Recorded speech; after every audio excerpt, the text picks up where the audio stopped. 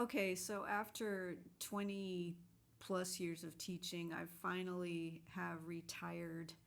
And it was always my dream to make art. And that was the whole reason why I started teaching to begin with, was to create a good financial foundation for myself. So here I am. I'm just taking out some ideas from these books that I read, which focused on liberty. And it was a book series by Joy Hakim, who I'll leave a link below. I think these books are out of date. They're no longer published, but they're fascinating illustrated history of United States, and very, very inspiring to learn step by step about the history of the United States. So what that book taught me was about the importance of liberty and how the United States was the first in the world to, in the modern world, to have liberty, to be ruled without kings, for the people, by the people.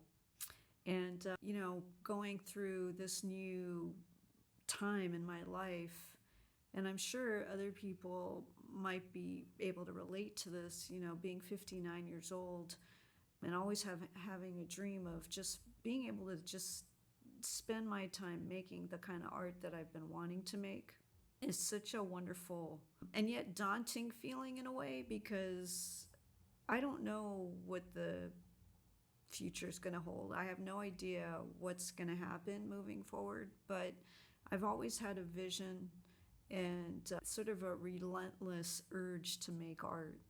And the first artwork that really spoke to me was collage. And I always found a fascination with paper. And just, I don't know, I would always keep boxes of paper, even when I was I think it started in junior high or elementary. I just started keeping things, paper, bits of paper, and making collaged boxes. I think I saw when visiting my grandmother that my mother had made these boxes, decorated them with magazine clippings just to have something pretty to look at, and so the boxes weren't just these ordinary boxes sitting around a room. They had like some sort of decoration to them. So in high school, I would listen to my favorite songs and then just kind of zone out and make collages. I don't know where it came from or what was motivating me, but it was always about justice, about trying to find a way to communicate how the world could be a better place, and how important that was, that regardless of where we come from, or race or age or anything, it didn't matter, that we all have a place in this world, and that by respecting and loving one another and living together in peace, harmony, that we just create a better life for ourselves. We create a better life for our community, for our children. And I think the fact that my parents, who are Japanese, experienced war, I think maybe in my DNA or somewhere in my sort of embryonic fluid, I experienced maybe their values, the fact that war was not a good thing for children to experience, or for communities. There was so much devastation, death, poverty, so much sadness that overcame the Japanese people, and people in Europe and people in the United States. It was, World War II was no joke. It was horrible. And I think what my parents taught me was the value of peace, how peace is just such a reward that we have, such a blessing that we have, and how that is what sustains wealth. It sustains peace, love in a community, that we really need to treasure it. And in order to sustain it, we've got to value our liberty, value the core that makes the United States the United States. And so this artwork is sort of a reflection on that the liberty that we enjoy is so precious.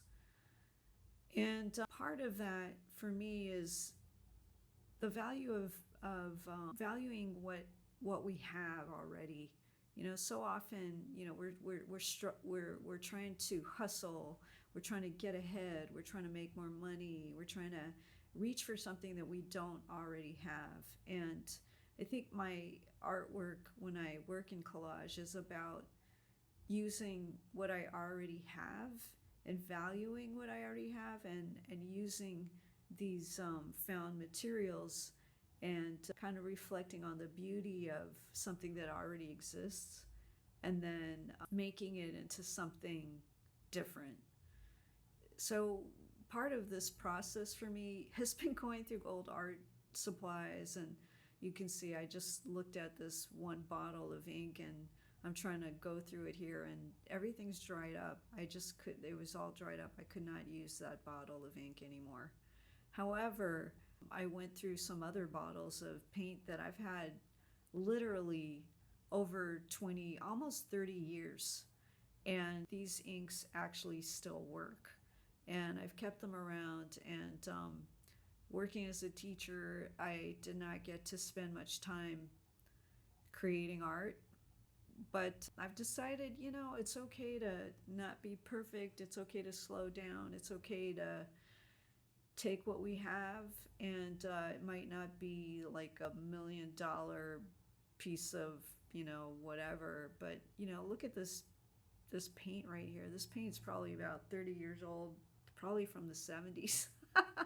But it still works, and it's not this perfect artwork material per se, but it still works.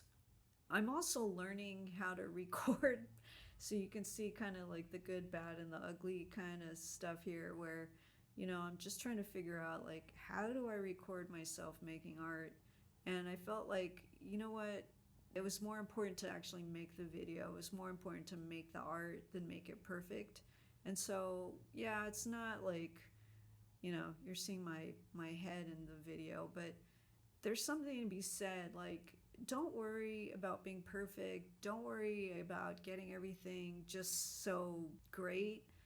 Just start. Just start, and start being consistent is what I'm starting to realize. Because if are a friend of mine or know me, you might have seen like me start and stop so many times throughout the years. I would turn around and just be like, what just happened? 10 years just went by, and what did I accomplish? And yeah, I feel like I had a successful teaching career. I feel like I did make a positive impact on the lives of my students. And all the while, I had these dreams of making art and having a successful art career. And I feel like maybe, I just had to learn how to have the discipline of being consistent, of waking up early and showing up. And, when you're teaching, you don't get to wait on anything. You have to just be there at the time where all the students are going to be there, and you got to show up, and you've got to be a role model to them, because really the way you want them to behave in your classroom is the way that you have to model for them. So if you want them to be on time, and you want them to turn in their work, and you want them to be polite, you really have to do that and show them what that looks like. So I've tried to do my best to grow up, become an adult, and teaching really helped me do that. It helped me learn how to be responsible and model the kind of behavior that was important for me. I feel like I've been taught by my family the way that was, just honorable, of being polite, of being kind, of being caring, and always speak well of others. And, but when the truth needed to be spoken, or if things needed to be addressed, make sure that those things happened. So I don't have any regrets. I think when I was younger, I was like, why can't I just make my art happen? And I had to work through a lot of personal issues as well. There were a lot of like psychological blocks, and had to learn about just budgeting and business acumen and all kinds of things, digital techniques, digital tools. But all along these years, I've been making art one way or the other. And so what's happening now is sort of a way of looking at life and being creative and continuing on this dream of making art, making a living with art as the thing that I share, the thing that I well, this thing, for instance, it's a small artwork that's going to be on my Etsy store, and that's what I'm planning to do, is just show my process here, show what I'm learning, what I'm doing, so that ultimately, you know, other people can benefit from what I learned. Like, for instance, here I'm trying this experiment. I was just trying to make a little frame for the artwork, and it did not work. I had to pivot and change what I was doing and completely change plans. I made this artwork, and it just didn't feel up to snuff, and I felt like, you know what, I'm not liking what it's giving, so let me just try again. So this was one night of just kind of making this artwork, and then I had to kind of regroup and look at the artwork closely and reanalyze and kind of come back later and change what I was doing, because what even, you know, I had put in quite some time into what I was trying to do. Once I realized it wasn't working, I just had to pivot. But yeah, you know, here I am, you know, trying to figure it out. And the thing about when you change your career, if you're trying to start a business as an entrepreneur, you don't know what's going to happen. You don't know if someone's going to actually buy your artwork. You don't know if you're going to have an income. You don't know what's going to sell, what's going to not sell, what's going to happen. It's not predictable. You know, my with my art career at least, with my teaching career at least, it was okay, you work from, you know, say 8 to 3:30, you know, you get a lunch break, and then, you know, you have this like trajectory of a year, and then you have a predictable income, you know, when the paychecks are coming in. But with art, it's not the case. In fact, I've heard that art is actually one of the hardest careers to have. And it makes sense. You know, you just don't have a playbook. You can go to art school, but they don't teach you what exactly your journey is going to be, because every artist is different. You know, we work in different mediums. You know, I can follow a collage artist, but maybe their style is different. Maybe their personality is different, and their subject matter might be different, and their, you know, and I try to study different artists. I try to figure out, like, what are they doing to be successful? What do I need to do to be successful? And I've really looked at many, many different models and studied many, many different artists, and have analyzed the lives of different artists. And I've even been studying a lot about businesses and, you know, different methodologies. But what I just started to realize is, like, you kind of, as an artist at least, have to figure out what is it you want to say and what is it that you're trying to accomplish, because we're all unique, and, you know, we might all have different values, and we might share some commonalities, but in the end, what I had to ask myself, at least, what is it that I'm trying to create? And what I came up with was the fact that I don't want to burn myself out. I don't want to be the kind of business person that just like sell either. And at the same time, like, I do believe in the values that I hold. I do want my art to inspire people, bring people together, and show the viewer of my work that, good things are possible. We can build a peaceful community. We can bring each other together despite cultural age or body or whatever differences. We can build a peaceful world together. And we can communicate regardless of, the generational gaps or language, whatever we have. It's possible.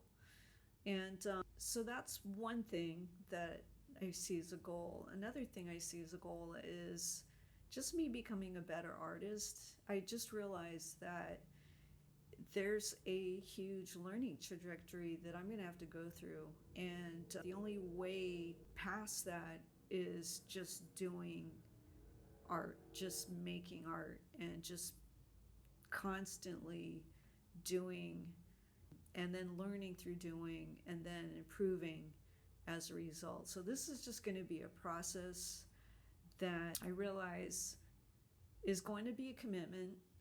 And at the same time, I do not want to burn out. I don't want to become like a tech bro. I mean, nothing wrong with being a tech bro, but I just feel like I just want to learn all kinds of new techniques, but not do it in a way where I feel like that's all I do. I still care about my family. I still care about my friends. I care about my community. I want to still enjoy life and create in a way that is cozy. So I've been learning about cozy entrepreneurship. It feels like there's a new wave of entrepreneurs that care about lifestyle as well as making money. I am very clear. I'm interested in entrepreneurship. I'm interested in business because let's face it, we all have to pay bills. We all gotta eat, and I like to eat well, and I like to have funds to fund the good things in life.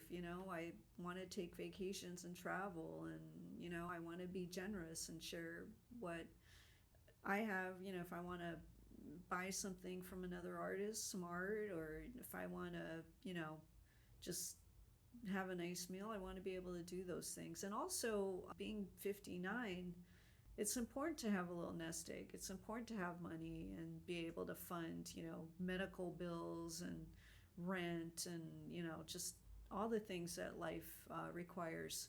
So I'm not afraid to say, that this is a business endeavor.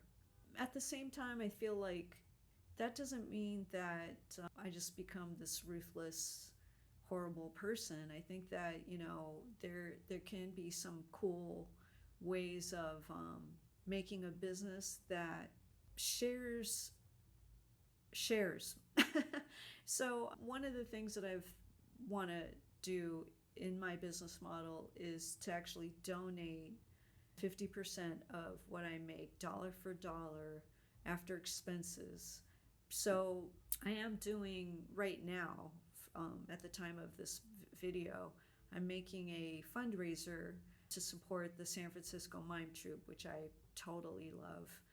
I love the Mime Troupe because they're a organization that performs free of charge every year in the San Francisco Bay Area, and they usually do a series of plays that they speak on what's happening in the world and talk about themes without being hateful, and really try to build on what is important in our country. And they really work to be inclusive and do it with a sense of humor. So this year, through October, from now through October 31st of 2026, I'll be donating half of my profits after expenses are paid, taxes are paid, to the San Francisco Mime Troupe. And I hope you'll join me on my journey. I'm learning a lot. I've got a really cool coach I'll probably be talking about in the near future. But I hope you'll see that over time, these videos would just get better and better and more fun.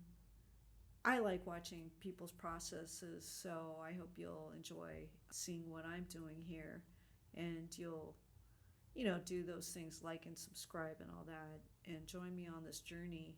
And if you go over to hoshihana, you can see my blog over there, and then in the shop, there's information about where you can buy this little artwork. Okay, that's it for now. Thank you, and see you in the next video. Peace.